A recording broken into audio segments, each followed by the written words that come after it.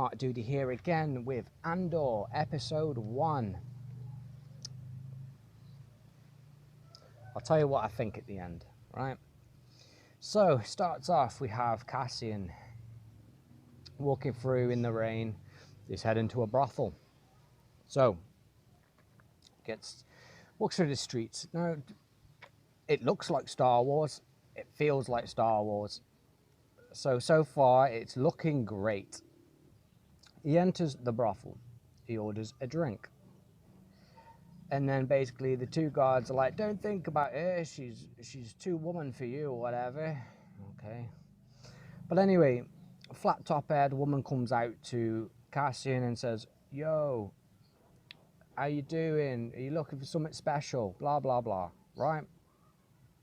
There's a lot of dialogue in this. So I ain't got the time to sit and go through each line by line. But anyway, the guards are then like, hold on a minute, love, we were here first. And she was like, oh, you can have this woman. And they're like, we don't want that woman. Okay. Don't know who this woman is. Doesn't matter. But anyway, she says, you know, be patient. Just wait.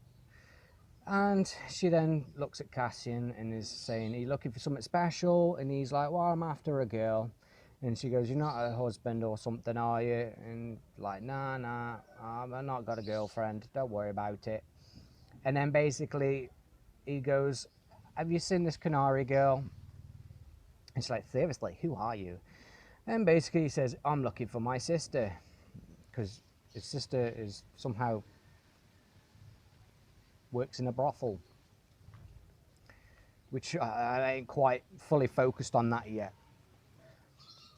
So, you know, obviously the guards are looking for trouble because, you know, they're like, what's so funny? So they're looking to pick a fight with Cassian. Why? Don't know. We'll find out. So, a flat-haired girl comes back and says, there's no Canary girl here. Why she had to go out of the room to get this information when she works there? Surely she would know unless she was new. Don't know, but she said there was one working here a few months ago. And he says, what was her name, right? And she goes, well, nobody uses their real name here. Right, you're looking for your sister, right? Surely you'd want to know the alias that she was using. I'm assuming Cassian has been to other brothels trying to find her. Surely there may have been a connection with the alias that she's using, but no, we're not going to ask that question. That would make too much sense to ask for that question, you know, ask for her name to answer this question, maybe, you know. But anyway, Cassian then leaves, right? So the guards follow him out. So the guards follow him out, and it's basically a shakedown. He's like, yeah, I got some credits in my pocket. I want you to come and take it because, you know, I don't trust you, blah, blah, blah. If, you know, I don't want anyone to shoot me accidentally or whatever. I'm assuming that's what's going on. And he's like, you know, stick your hand in my pocket. So the one guy pulls a gun out. He's like, you know, it's a shake-up. The other guy proceeds to stick his hands in his pocket. He headbutts him, kills him. You know, well, he headbutts him. He falls to the floor. There's a bit of a tussle. And basically he gets the gun and he tells the guard, oh, get your friend up, right? So they figure out that the friend's dead. And then so the security guard's then pleading that, you know, oh, I'll take you into the station. We'll come up with a story that there was a misunderstanding and that you killed my friend accidentally, right? So Cassian's got a gun on you. He's in control. There's only one witness to this crime. Where do you think this is going to go? But for some reason, he's begging for his life. Why not? There are flaws in this storyline already, but, you know, it looks great. You know what I mean? So anyway, he realizes he's in the shit, shoots him, right? So he's killed the two guards, leaves, and escapes back home. Then we cut to the scene of Wally. That's what I'm going to call it, Wally. So Wally, the years haven't been kind to Wally. So he's then traveling through desert planet thing. Goes through junkyard because, you know, Rey Skywalker, junkyard, why not? But anyway, so Wally goes up to Cassian and tries to wake him up. Well, Cassian has a dream about his past, about how he was a little tribes boy with sticks and stones, and why not? But all the tribes people, there's no old people, it's just kids. Why? Don't know. But anyway, so he wakes up, he tells Wally, he's like, did anyone come for me last night? Did anyone come and visit? And it was something to do with medication, and basically a guy came looking for him, and he was like, well, what did you tell him? You know, and basically he said, oh, he's out with some dodgy characters. Why not? Okay. So anyway, you know, he then says, will you lie for me? And he was like, you know, will you tell this lie and this lie? And he's like, it's 2 lies. So Wally says, it's 2 lies. And basically Wally then says, I need to recharge for telling lies. Because that's how droid batteries work for some reason, that if you tell a lie, that means then you've got to then, you know, recharge yourself. So anyway, at the end of the conversation, Wally goes, I'm going home to recharge. Makes perfect sense, that. So then it cuts to Cassian going through the city place, going to his, I'm assuming his former boss, to come up with an alibi where he was the night before. So something about they got drunk, they got into a scuffle and an argument about it. And then after they come up with this lame ass excuse of an alibi, he then says, oh, when you're done whatever it is you're doing, come back to work, because work's so easy nowadays. You can just walk in and out of a job. Why not? But anyway, you know, and then he turns around and says to him, tell your mom to turn the heating on. You know what I mean? So his boss then decides to rip into Cassian's mother for some reason. It's not his mother, but yeah, it is what it is. Then we cut to the guardsman officer. So these people have been hired by the Empire to police the planet, right? And basically, you know, this guy is telling his boss, so the main officer is telling the other officer, right, 2 men died. This is suspicious. We need to look into this. And the boss is like, nah, it'll be fine. Just pull it down to where, you know, they're in, because I've got to go to the Imperials and tell them about crime and everything. I don't want them looking at this planet, so come up with a stupid excuse, because obviously this was obviously a shakedown. They mess with the wrong guys. They're in brothels that they shouldn't have brothels, and basically, you know, these guys shouldn't be able to afford to go into a brothel. I don't know why, but there you go. You know, a brothel's a brothel. They sell their bodies cheap, so I don't know why they can't afford it, but it is what it is. Don't think about it. So anyway, you know, the officer man moans at the officer that came in with the report and says, you know, you've changed your uniform. Yeah, I've stitched some pockets and everything. So straight away, this officer man, you can tell he's got pride in what he's doing. He's got pride in his appearance and pride for his job. I'm interested. This guy I'm interested in. Andor? Not really. I know what happens to Andor.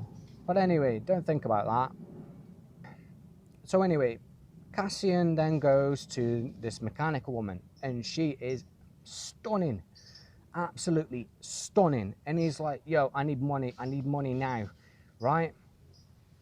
And basically says to her, you know, I've got, what was it, a K, oh, I wrote it down, hold on, an NS9 Starpath unit. I'm assuming this is worth a lot of money. I don't really know that, you know, this is an item of high value, but it's red hot, so he needs to get hold of the smuggler man so he can get this unit solved. And he's like, well, you know, he wants to meet me and all this, so I want to sell this unit. So, you know, there's a bit of an argument about, you know, you had this unit, why didn't you tell me about it? And it's like, they're not exactly partners. He's just, you know, she's the fence, you know what I mean, selling stolen items. That seems to be what her job is as a mechanic. But anyway, don't worry about it. Anyway, so they have a bit of a till-tattle, and then Soy Boy walks in and is like, excuse me, love, you know, are we gonna bet on this race? You know what I mean? And basically, there's an awkward look between all three of them, and basically, she's like, I'll deal with it when I deal with it. So he then walks off, and then there's like a bit more of a talking about selling this item to this smuggler man, and there's a bit of a look between the mechanic woman and Cassian, as if, oh, maybe there's a bit of a love story there, you know what I mean? Because they talk about, you know, are you and him, you know, getting into it. And basically, she was like, he does whatever I tell him to do. Don't forget, the Force is female. But anyway, you know, this is a beautiful woman. I'm sure there'll be men out there wanting to do anything to get into her pants. Why not? This is the more adult themed show, apparently. I don't know why. But anyway, Cassian then leaves. Soy Boy goes up to him and he's like, is there something going on here? What's going on? You know, you upset her every time you see her. And basically he turns around and is like, you know, she's got more balls than both of us. Force is female. Why not? Anyway, and then cuts back to the tribes people where they're sharpening sticks and sticking on war paint. Why? Don't know. I don't get this tribes thing, you know what I mean? I'm not really clued up on the lore of this, I'll be honest, but from what I've seen so far, it's like, why is there people sharpening sticks? Why are there only kids here and young teenagers? Don't know what's going on there, but again, there must be some importance to it because they keep showing it. And obviously this is where Cassian's origin story is. So we then cut to the officer that's actually doing a good job, I think, you know what I mean? He's going on trying to track where, you know, I don't know why he's looking for a ship to come in. So he must have had some sort of evidence to say there's a ship that came in. So he asked the tracker ship man, he's like, you know, can you find this ship? There's any anomalies? And basically, you know, they try and track down this ship. And they find an anomaly ship where it basically came in and went and nobody tracked it. So he was like, find it or I'll find someone else who'll do your job. So far, I'm liking this character. He's strong. He's basically doing his job correctly, how you would expect someone to do their job that's investigating the murder of two, you know, fellow employees. So, you know, I'm liking this storyline. So anyway, it cuts back to Cassian. He's walking through the streets and some black man goes up to him and says, yo, I want my money back. I want my deposit back. And basically, you know, he's like, bullshit about his money.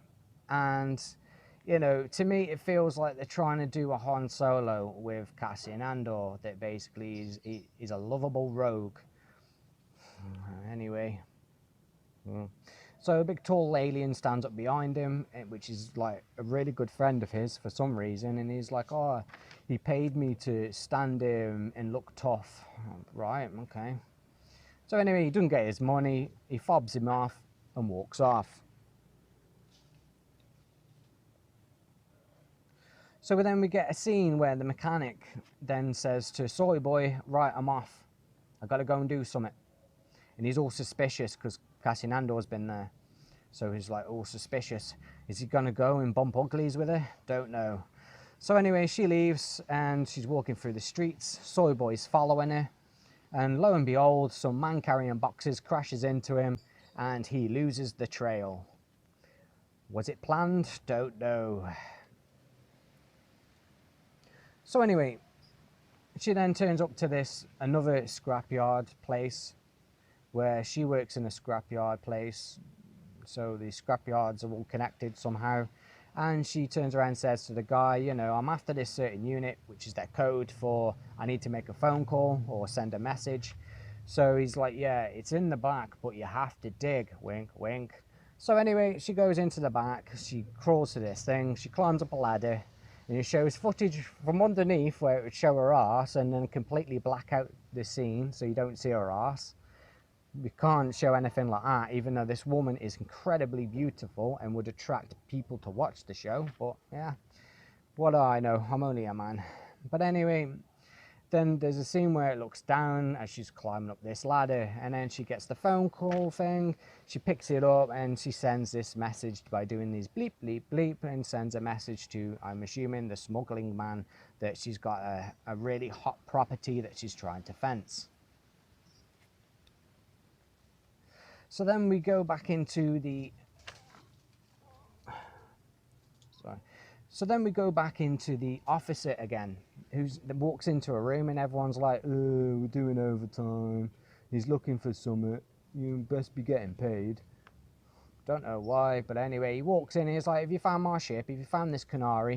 Have you found what's going on? And they're all like, well, you know, we ain't got much information to go on this because, you know, Canaries are not exactly brimming with high populace. But anyway, and he was like, you know, what about a census? Oh, we haven't had one in 6 years. And he's like, that's a very long time. Not really. The UK does one every 10 years, so go figure that one. Not exactly a long time. But anyway, so he moans at him and says, we need to find this guy. And he erupts in anger saying, this guy killed 2 of our colleagues. You know what I mean? Nobody's really that bothered except for this officer guy. So the only one with any kind of charisma, anyone with any kind of goings on seems to be this officer, and everybody else is useless.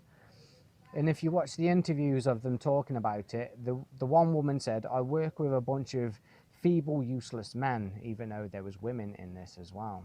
So, yeah. When we meet her, she's working for the ISB, and she's so proud to be doing that, but she's surrounded by what she considers to be quite inept men, mostly. Well, no, all men, really. And cuts back to Cassian, to the ship he used to enter where he got to the planet with the brothel on it. Where he got the information for the brothel, don't know. But anyway, he's changing the ship ID boards, so, you know, he's covering his tracks so nobody's got any evidence. But do you really think that the Empire's going to need evidence? Really? You know, whatever floats your boat on this one. So he's changing the boards, and then it goes back to the tribe with their sticks. And, you know, that's it. The end. That's the end of episode 1. Right, my first thoughts on this. It looks great. Feels like a Star Wars. That I'm actually watching Star Wars in the Star Wars universe. We've got Cassian Andor. I have no emotion to this guy whatsoever. This is a prequel to a prequel of a prequel that nobody really wanted, of another prequel that, again, nobody really wanted, but at least it's better than Obi-Wan. A prequel people did want, but no, it just ended in disaster. But this, so far, it's competent, it looks like Star Wars, and that's about it. Cassian Andor has absolutely no charisma as a character. He is only good as a sub-character, and this show is named after him and is about him, yet there's nothing to, you know, there's no charisma. He's only got one blank expressive look that, alright, would be good for a spy, but not very good as an actor because, you know, you're trying to perceive what his emotions are. They're trying to make him like a Han Solo type character because, don't forget, the Han Solo movie lost money because it was shit. But anyway, you know, it's cutting back to these tribes people, and basically the story is he's looking for his sister, and he's killed 2 guards, and the Empire are after him. Well, not the Empire, but the contractors of the Empire are looking for him. And to be honest, don't really care so far. There's nothing here that's given me, ooh, I'm really enjoying this. There's nothing really bringing me to watching the next episode. But, you know, again, the officer character, I like him. I want to see what happens to this guy. He seems to be very competent, written very well. He seems to care about his job. He seems to, you know, want to get on and get this, you know, this murder solved. Well, these murders solved. And I'm like, yeah, okay. You know, am I interested in the smuggler man? So far, not really. The mechanic woman, she's beautiful. beautiful woman, lovely bit of eye candy, you know what I mean? But tagging along with a soy boy, man, it's not really giving me much confidence in this so far. And how episode 1 ended, again, it didn't feel like it should have ended there. It kind of like, you know, you was getting to more of a point and then you stopped. So episode 2, I'm going to watch it and let's see what happens, see where this progresses. So, first thoughts, it's not great, it's not bad. There's a few questionable storylines going on, a few questionable lines where I'm thinking, all right, what's going on? But again, there's no oomph, there's no wow, there's no factor in it that makes me want to watch the next episode, except for the fact that it ended and I'm thinking, is this the first episode done already? When I was writing my notes down, I'm like, is this done? Okay. It was just quite a shock to me, but anyway, that's it. So let's see how episode 2 goes. Anyway, please support the channel in any way you can. Please like, share and subscribe. Ta-da.